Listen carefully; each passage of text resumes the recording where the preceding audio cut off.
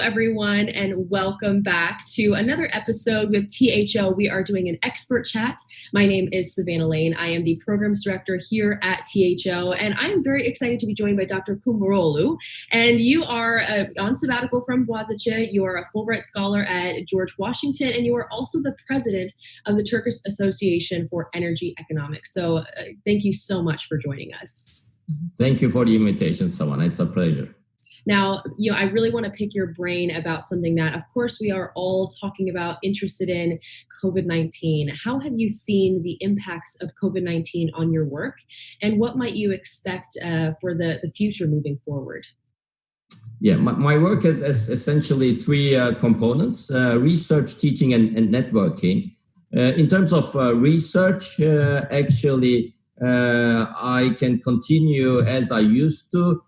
Because I don't need a physical laboratory space. So everything I have on my laptop, all the software or the energy modeling, that's my research focus.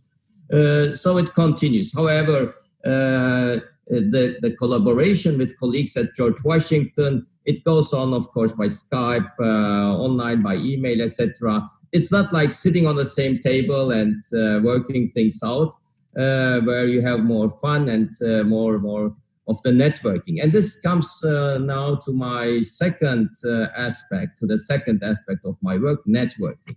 So essentially, it's important, especially here on a sabbatical leave in the US, like meeting new people, networking with colleagues. So this has stopped. This is not possible. I mean, we're having our departmental meetings, the bi-weekly meetings, regularly as we used to, but no networking. There are, like we have now, all the seminars, all the events have transferred online. So we have webinars now, but with the webinars, you don't have networking. That still lacks. And I had so nice plans to traveling around the country, teaching in other parts of the US. There was a Fulbright enrichment seminar on rural communities, how technology has been transforming them, etc. So it's a pity that all this is canceled, zero networking. Then the third one is teaching. Now, I'm not teaching here. It's only research as I'm on my sabbatical leave, but both George Washington and Boğaziçi and all other universities actually worldwide have turned online teaching. Now, in terms of online teaching, there is a major, because this was unexpected, people were unprepared. There is a loss of quality, I have to say, there in terms of education. It's and it looks like this is going to continue, or at least a blended system. So even top-notch universities with highly reputable professors, courses there are suffering in terms of quality, unfortunately. Mm-hmm. So that's in a nutshell about the COVID impact on my work. Certainly. Well, thank you so much for sharing that. And as a Richmond native, hopefully when things calm down, you can come on down and visit here. Thank you. I want to touch on something that I think is really critical right now, because we've seen, the educational impact. That's huge. As you mentioned, the academic focus has shifted completely online, but something that perhaps our audience is not thinking about is the energy industry. Now, as the president of the Turkish Association for Energy Economics, how are you seeing a post-pandemic world and the impact that COVID-19 can have on that industry? So on the energy industry, the observation, the primary impact is like the decline in demand, as we all know, due to the lockdown. So on the average, countries with a full lockdown have about 25% decline in demand. And the majority of this is on oil. Because of the restrictions on travel and aviation, all the curtailment there, which in turn implies a sharp reduction in revenue for all the oil and gas companies.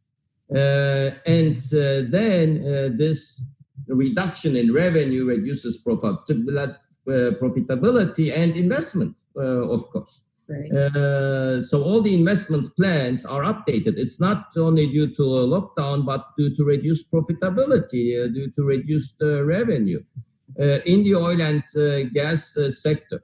Now, this in turn changes even all the geopolitics. I mean, in the Middle East, in the Eastern Mediterranean, it's no longer profitable, many sources there. And I think there, the changing geopolitics also puts forward an opportunity for Turkish-American relationships because of Turkey's strategic location between supply and demand, between the Middle East and Europe. So this is number one. And then number two, the huge shock to the energy industry. So what we see here, like the need towards establishing more resilient systems that can survive such shocks, secure supply of energy needs. And so this provides an opportunity to steer the energy sector maybe into a more sustainable path.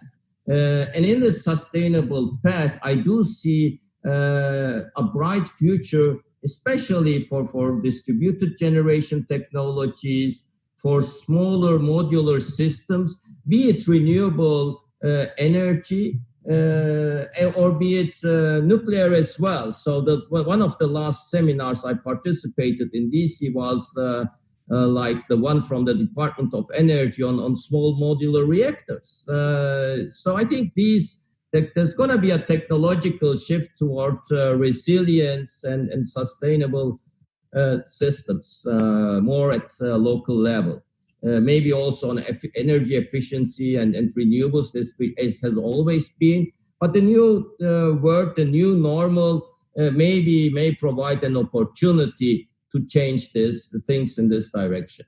Certainly. Well, thank you so much for sharing that perspective, something that's really critical, of course, and you touched on another important aspect of the Turkish-American relationship, and we will see how that is able to navigate the future in a post-pandemic world, especially as it relates to the energy industry. So thank you so much for joining us. We wish you all the best in health and safety in the future and hope to connect with you in the person soon.